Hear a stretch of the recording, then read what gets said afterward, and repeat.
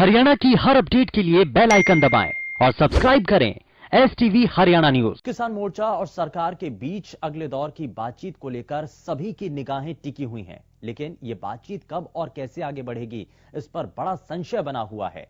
हालांकि किसान संगठन नेता बार बार इस बातचीत को आगे बढ़ाने की मांग कर रहे हैं, लेकिन ये बातचीत आगे कैसे बढ़ेगी, ये अपने आप में बड़ा सवाल है।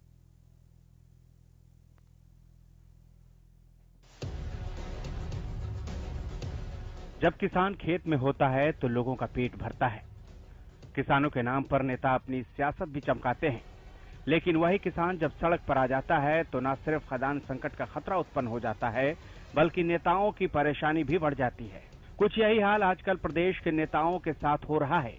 कोई इस मुद्दे पर सरकार को घेरने के लिए अविश्वास प्रस्ताव की बात करता है, तो कोई इस्तीफा देकर अपने विरोधियों पर दबाव डालता है। तो सत्ता में साझेदार की भूमिका निभाने वाले पूछते हैं कि क्या उनके इस्तीफे से आंदोलन खत्म हो जाएगा। हालांकि इस्तीफा जेब में होने का दावा भी जरूर करते हैं। अभय सिंह चौटाला के इस्तीफे से कोई मकसद हल हुआ है? मुझे ये बता दो। और मेरी तो जेब में है दुष्यंत का इस्तीफा, मैं अभी दे देता हूँ। अगर उस बात से मकसद हल होता हो तो हम एक पल भी नहीं लगाएंगे। केंद्र का कानून बनाया हुआ है, केंद्र निर्णय करे या हरियाणा के 10 सांसद रिजाइन करे जिन्होंने इस पे मोहर लगाने का काम किया है, या 5 राज्यसभा के सांसद जो हैं वो रिजाइन करे। दुष्यंत के रिजाइन मांगने से, हरियाणा के मिनिस्टर के किसी रिजाइन करने से अगर समस्या का समाधान होता है तो मैं तो डिप्टी चीफ मिनिस्टर का इस्तीफा मेरी जेब में है। मैंने तो कल भी पंचकुला में कहा था कि एक पल भी नहीं लगाऊंगा, पर वो लोग मुझे ये तो बताएं कि SYL का समाधान भी साथ साथ करवा लें। वहीं अजय चौटाला के दुष्यंत चौटाला के इस्तीफे जेब में होने वाले बयान को कांग्रेस के प्रदेश अध्यक्ष कुमारी सैलजा ने सियासी पैतरा करार दिया है। सब राजनीतिक पैतरे हैं, ये जो सरकार का हिस्सा हो गए, सरकार के भारतीय जनता पार्टी के खिलाफ वोट मांगकर, और जिन्होंने राजनीति की हमेशा किसान की, अब ये जो काले कानून आए हैं उस समय किसान की आवाज नहीं उठा पा रहे, तो इसमें बात इस्तीफा या उसकी नहीं है, बात ये है कि आप किसके पक्ष में खड़े। आज सवाल ये, तो वो बात तो साफ नजर आ जाती है कि ये सरकार भारतीय जनता पार्टी की, मोदी जी की, खट्टर जी की सरकार, उसका आप हिस्सा हैं, तो इसलिए आप किसान की आवाज तो उठाने में सक्षम ही नहीं है। जब ये किसान खड़ा होकर चिल्ला कर बोल रहा है ये तीनों काले कानून वापस होने चाहिए, तो आप उसका पक्ष लेने में असमर्थ हैं क्योंकि आप सत्ता पक्ष में हैं। उधर प्रदेश के पूर्व CM और नेता प्रतिपक्ष भूपेंद्र सिंह हुड्डा ने भी किसानों के बहाने सरकार पर जमकर प्रहार किए।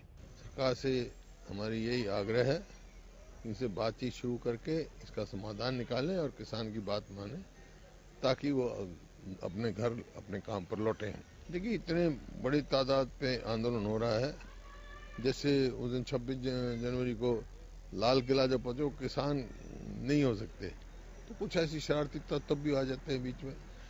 लेकिन किसानों का जो है वो आंदोलन बिल्कुल शांति प्रिय, और इतना लंबा 26 तारीख को किसानों में बहुत संयम रखा, 10 लाख थे, और दिल्ली पुलिस ने भी रखा है, नहीं तो और कोई बड़ी घटना घट सकती थी। वहीं एक बार फिर प्रदेश के कृषि मंत्री JP दलाल ने तीनों कृषि कानूनों को किसान हितैषी बताते हुए अपनी दलील दी है। 3 कानून आए हैं, किसी भी तरह के से जो है किसान के खिलाफ नहीं है। क्यों कि ये बाध्यकारी तो है नहीं। आपकी पुरानी मंडी व्यवस्था है में वो रहेगी, आपका पुराना जो सिस्टम है, एस्टेब्लिशमेंट है, वो खत्म नहीं हो रहा, उसको और मजबूत कर रहे हैं, और एक अल्टरनेटिव सिस्टम और दे रहे हैं कि आपके पास ऑप्शन है, मंडी में बेचना चाहो MSP मंडी में बेच लो, बाहर आपको अच्छा रेट मिलता है तो बाहर बेच लो। आप कहते हो कि भाई हमारे ऊपर हमने मांगे नहीं कि थोपे क्यों हैं। प्रधानमंत्री जी ने पार्लियामेंट में कहा भाई तुमने नहीं लेना हो तो ना लो, तुम्हें पुराने अच्छी व्यवस्था लगती है तो पुराने तो हटाए तो नहीं है, लेकिन वो तो कहते हैं जी एक परसेप्शन पे है कि नए आ जाएंगे तो पुरानी मंडियां फेल हो जाएंगी। भाई ऐसे परसेप्शन तो ये होगा कि भाई भूकंप आ जाएगा सब खत्म हो जाएंगे, बाढ़ आ जाएगी खत्म हो जाएंगे, ऐसी परसेप्शन बढ़ाने का कोई औचित्य नहीं है। एक तरफ जेपी दलाल कृषि कानूनों को किसान हितैषी बता रहे थे तो दूसरी तरफ अभय सिंह चौटाला सरकार पर किसानों को परेशान करने का न सिर्फ आरोप लगा रहे थे बल्कि बीजेपी के साथ कांग्रेस को भी निशाने पर ले रहे थे। सरकार कहाँ है? अगर सरकार तो होती तो अब तक इस आंदोलन का फैसला हो जाता। लाखों लोग मांग कर रहे हैं कि भी आप इन काले कानूनों को वापस करो। सारा विपक्ष जो है आज संसद में, चाहे लोकसभा है चाहे आपकी राज्यसभा है, उन्होंने प्रधानमंत्री से आग्रह किया कि आप ये फैसला गलत ले बैठे, इसको ठीक कर लो, दुरुस्त कर लो। लेकिन दुरुस्त करने की बजाय किसानों को परेशान किया जा रहा है। लेकिन किसान कभी परेशान नहीं होता।